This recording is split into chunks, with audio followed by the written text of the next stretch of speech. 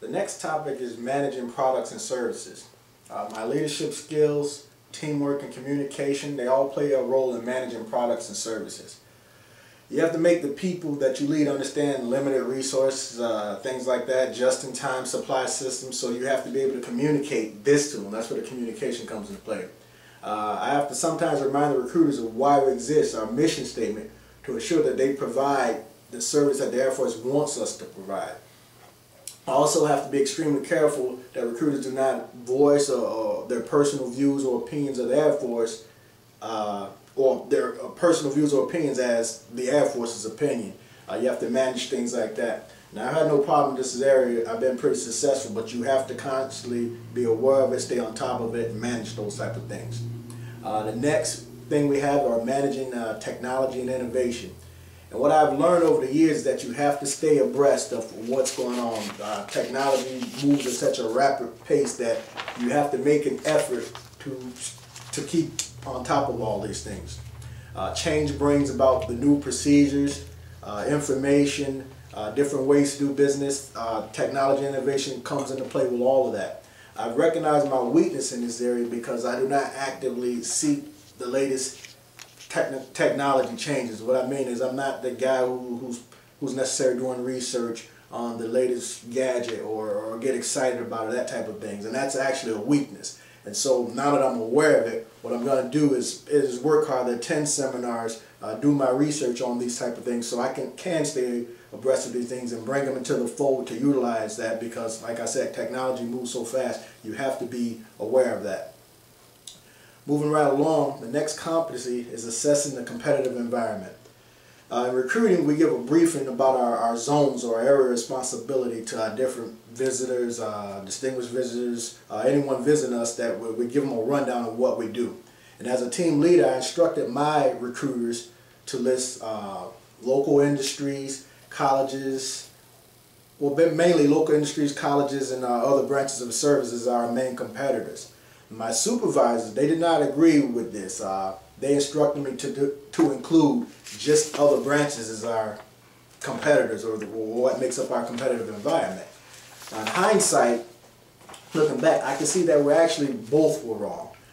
My view was narrow because I limited the industry to just local industries.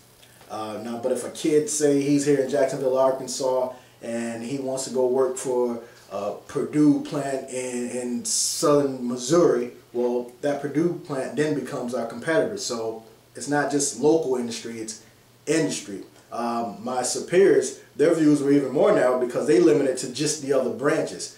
But now, you know, through all the studying and through all the research that I've done, and especially through, you know, my marketing academics that I did through Western Governors, I see that any place that's targeting the 17 to 28-year-old American or permanent resident, that, you know, if they can provide them with employment, then that's our competitor. Those are the people that make up our competitive environment. You have to be aware of that.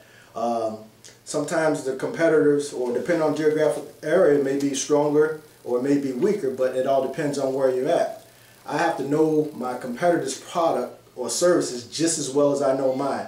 And this will allow me to differentiate my product from all the others. So it's not just trying to sell my product, but it's knowing their products and say, well, here's what I can offer you that they can't.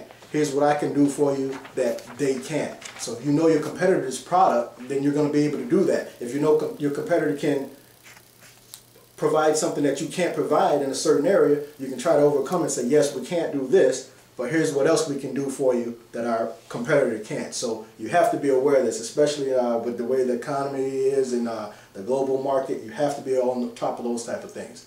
And being able to assess the competitive environment is important to our goal and everything that we do. Finally, we have planning for the future of the global marketplace. All the strengths that have made me successful will allow me to have success in the future. My work experience, education, leadership, and communication skills are all attributes that will always be desired. I don't think that will ever change, because you're always going to need that. The key is to not become stagnant. I didn't have to pursue higher education, but I chose to give myself and my family new opportunities. I chose to do it to better myself. You can prepare for the future, but you can't predict the future. So instead of worrying about what the future holds, or I don't really do that. I try to prepare myself to be in the best possible position to take advantage of open doors, or when a door slams in a closed door, to be able to be versatile enough, diverse enough, and attractive enough to go and find a new open door. And I think that's the key, especially in the climate that we live in, with things always changing. You have to be flexible. You have to have those attributes that an employer is looking for. And as I strive to be a superintendent, those are the things that are going to make me successful.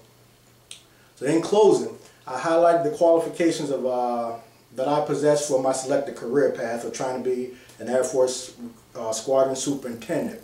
I covered the knowledge, skills, and experience for those selected competencies. I hope this presentation informed and enlightened the viewer while showcasing and matching my strengths to the career path of becoming an Air Force recruiting squadron superintendent. Thank you for listening.